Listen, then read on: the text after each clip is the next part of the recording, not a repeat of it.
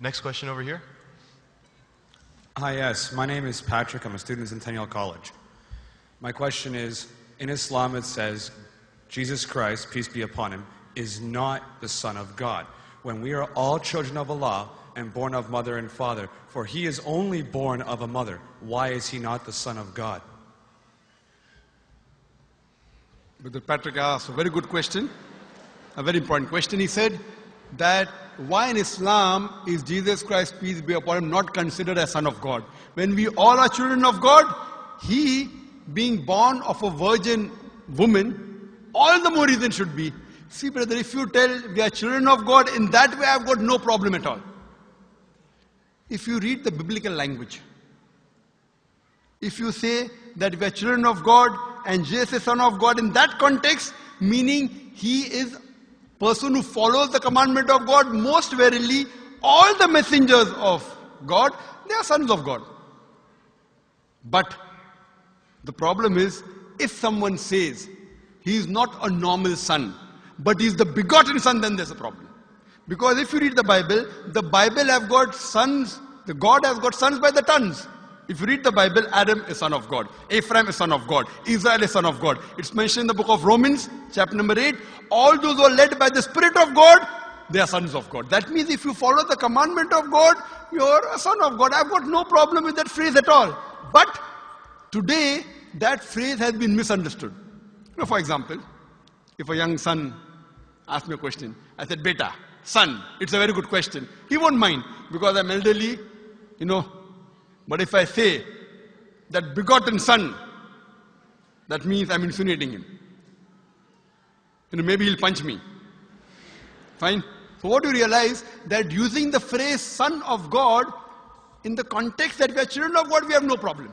So in that context, all the human beings who follow the commandments of God can be called children of God. No problem. But what the Christian says, that no, Jesus Christ, peace be upon him, is not a normal son. And he quotes Gospel of John, chapter number 3, verse number 16. For God so loved the world that he gave his only begotten son. Whosoever believeth in him shall not die but have everlasting life. Correct, brother? So do you believe Jesus is the begotten son of God? I do. You believe, fine. Now this verse which I quoted, Gospel of John, chapter number 3, verse number 16, it's from King James Version.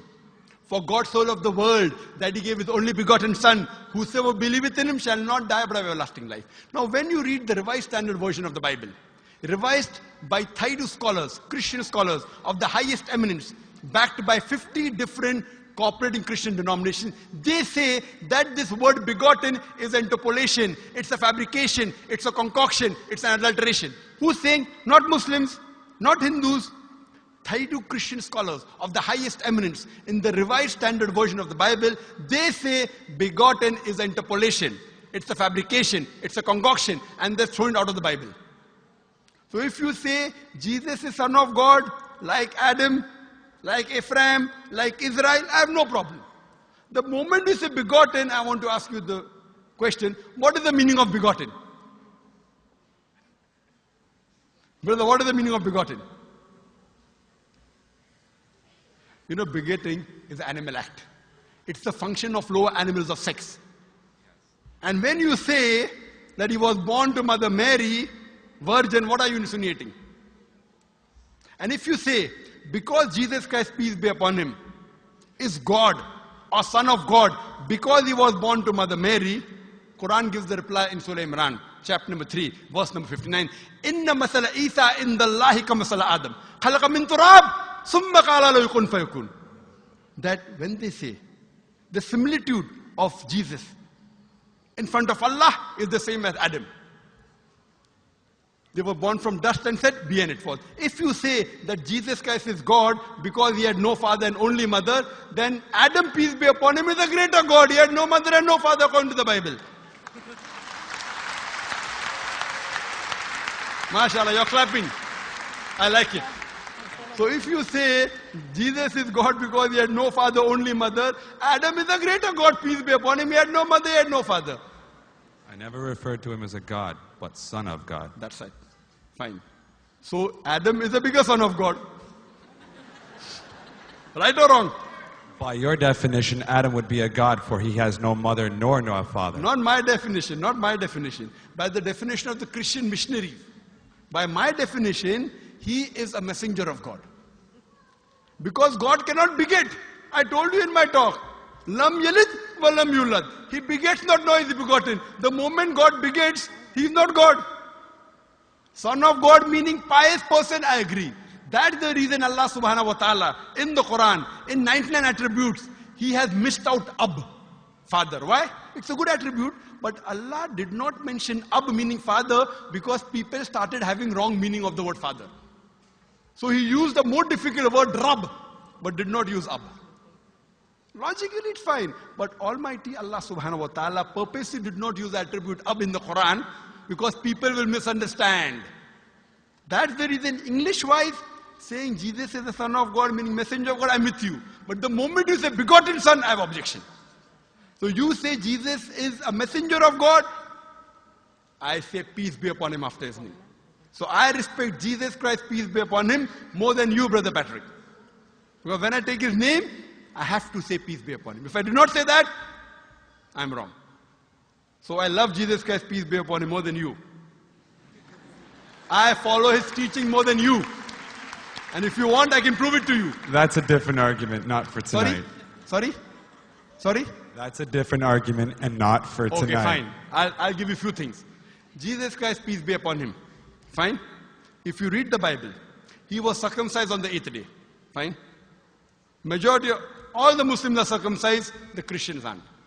So if you say Christian means a person who follows the teachings of Jesus Christ, peace be upon him, then it's mentioned in the book of Leviticus, chapter number 11, verse number 7 to 8. It's mentioned in the book of Deuteronomy, chapter number 14, verse number 8, you should not have pork. It's mentioned in the book of Isaiah, chapter 65, verse number 2 to 5, should not have pork. Muslims don't have pork, most of the Christians have pork. If you read the book of Ephesians, chapter number 5, verse number 18, in the book of Proverbs, chapter number 20, verse number 1, it says you should not have alcohol. Muslims as a whole don't have alcohol, most of the Christians have alcohol. If you say Christian means a person who follows the teachings of Jesus Christ, peace be upon him, we Muslims are more Christian than the Christians themselves. We love him. We respect him. If you say, I love Jesus Christ, peace be upon him, but don't follow his teachings, your love is false. We, therefore, mashallah, I love Jesus Christ, peace be upon him, more than most of the Christians.